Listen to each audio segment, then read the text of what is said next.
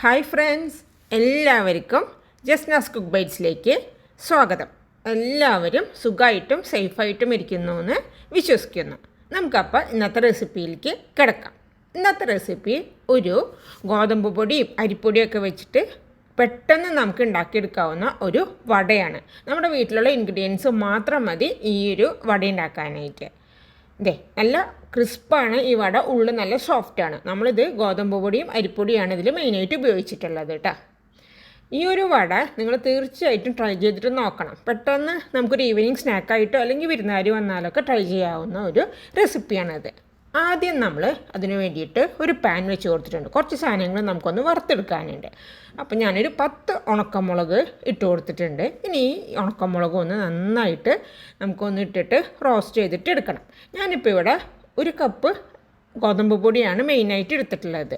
അപ്പോൾ അതിൻ്റെ അളവനുസരിച്ചിട്ടാണ് കേട്ടോ ഞാനിപ്പോൾ ഈ മുളകിൻ്റെ അളവ് പറയുന്നത്. അപ്പോൾ ഒരു 10 ഉണക്കമുളക് ഞാനിട്ട് ഒന്ന് നന്നായിട്ട് ചൂടായി വന്നു കഴിഞ്ഞപ്പോൾ അതിലേക്ക് 1.5 ടേബിൾ സ്പൂണോളം പെരിഞ്ജീരകം, വലിയ ജീരകം ഉണ്ടല്ലോ, അത് 1.5 ടേബിൾ സ്പൂണോളം ഞാനിപ്പോൾ ഇട്ട് കൊടുത്തിട്ടുണ്ട്. ഇനി ഈ പെരിഞ്ജീരകവും കൂടി ഇട്ടിട്ടൊന്ന് നന്നായിട്ട് ഡ്രൈ റോസ്റ്റ് ചെയ്തിട്ട് എടുക്കണം. വെളിച്ചെണ്ണ ഒന്നും ഒഴിക്കാണ്ട് ഡ്രൈ റോസ്റ്റ് ചെയ്തിട്ട് എടുത്താൽ മതിയിട്ട്. ഈ ഉണക്കമുളകിൻ്റെ പെരിഞ്ജീരകത്തിൻ്റെ ഒക്കെ ഒരു ഫ്ലേവർ ഉണ്ടല്ലോ, അതാണ് ഈ ഒരു വട മറ്റുള്ള വടകളിൽ നിന്ന് ഡിഫറെൻ്റ് ആക്കുന്നത്. ഇതിൻ്റെ ഒരു ഫ്ലേവർ തന്നെയാണ് ഈ വടയിൽ മെയിനായിട്ട് ഉണ്ടാവും. മറ്റും ഉള്ള പൊടികളും ഒന്നും നമ്മൾ അധികം ഒന്നും ഇതിലേക്ക് ചേർത്ത് കൊടുക്കുന്നില്ല. അപ്പോൾ ഇത് നന്നായിട്ടൊന്ന് നമ്മളൊരു മീഡിയം ഫ്ലെയിമിൽ ഇട്ടിട്ടൊന്ന് നന്നായിട്ട് റോസ്റ്റ് ചെയ്തിട്ട് എടുക്കണം. അപ്പോൾ ഒന്ന് നന്നായിട്ട് റോസ്റ്റായി വന്നു കഴിഞ്ഞ് കഴിഞ്ഞാൽ തീ ഓഫാക്കുക. അതിനുശേഷം ചൂടാറി കഴിയുമ്പോൾ മിക്സിയുടെ ചെറിയ ജാറിലിട്ടിട്ടൊന്ന് നന്നായിട്ട് നമുക്ക് തരിതരിപ്പായിട്ടുള്ള രീതിയിലേക്ക് പൊടിച്ചെടുക്കണം.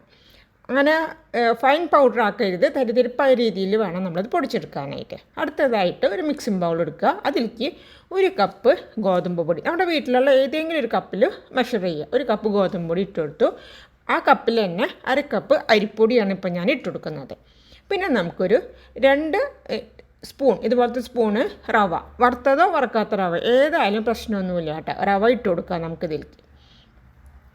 നിങ്ങൾക്ക് റവ വേണമെന്നുണ്ടെങ്കിൽ ഒരു 1-2 സ്പൂണും കൂടിയും ഒരു 1/4 കപ്പ് വരെയൊക്കെ ഇട്ട് കൊടുക്കാം.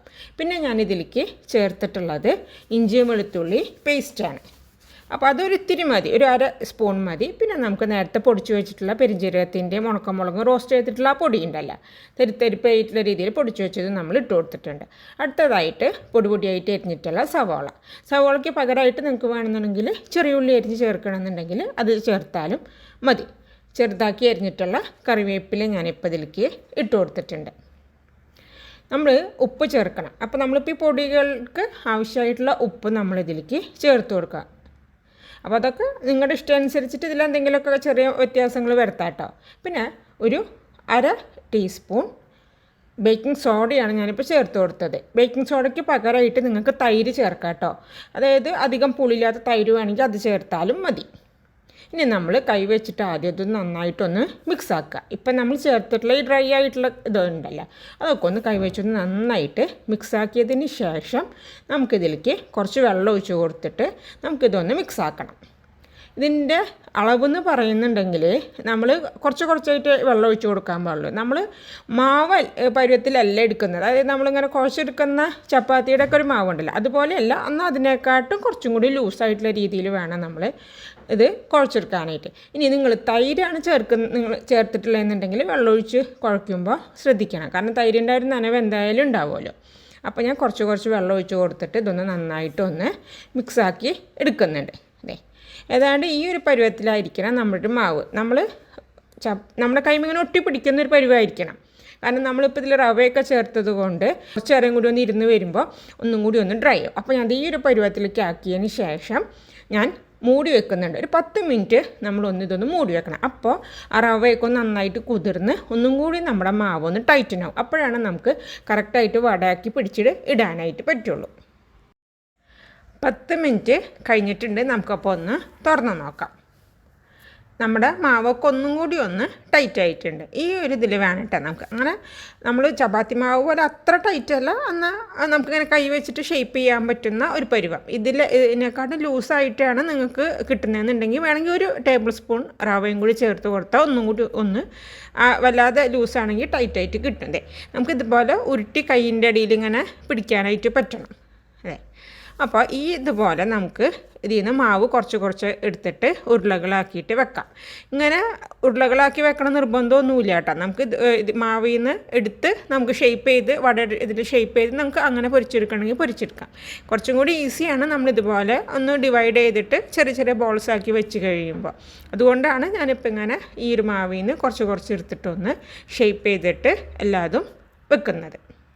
വട പൊരിച്ചെടുക്കാൻ വേണ്ടിയിട്ട് ഞാനൊരു ചീനച്ചട്ടിയിൽ കുറച്ച് എണ്ണ ഒഴിച്ചൊന്ന് ചൂടാക്കിയിട്ടുണ്ട്. അതിന് ശേഷം കൈമ നന്നായിട്ടൊന്ന് വെള്ളമാക്കിയിട്ടുണ്ട്.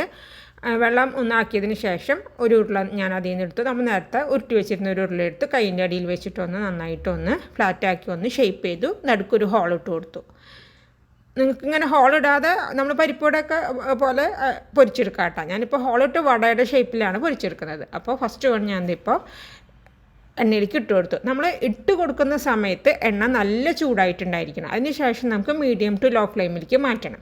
എന്നാലാണ് അതിൻ്റെ ഉള്ളൊക്കെ നന്നായിട്ട് വെന്ത് കിട്ടുള്ളൂ. പക്ഷേ ഇട്ട് കൊടുക്കുന്ന സമയത്ത് നല്ല ചൂടിലായിരിക്കണം എണ്ണ ഉണ്ടാവേണ്ടത് കേട്ടോ.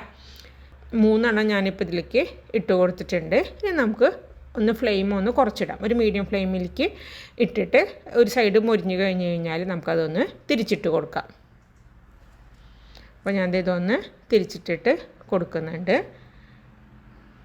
ഈ ഒരു സമയത്ത് മീഡിയം ഫ്ലെയിമിലാവണം കേട്ടോ. എന്നാലാണ് അതിൻ്റെ ഉള്ളൊക്കെ ഒന്ന് നന്നായിട്ട് വേവുള്ളൂ, അല്ലെങ്കിൽ ഉള്ളു വേവില്ല. അപ്പോൾ 2 സൈഡും മറിച്ചിട്ടിട്ട് ഞാൻ ഇപ്പോൾ നന്നായിട്ട് നമ്മുടെ വടയൊക്കെ ഒരു മൊരിഞ്ഞ് വന്നിട്ടുണ്ട്.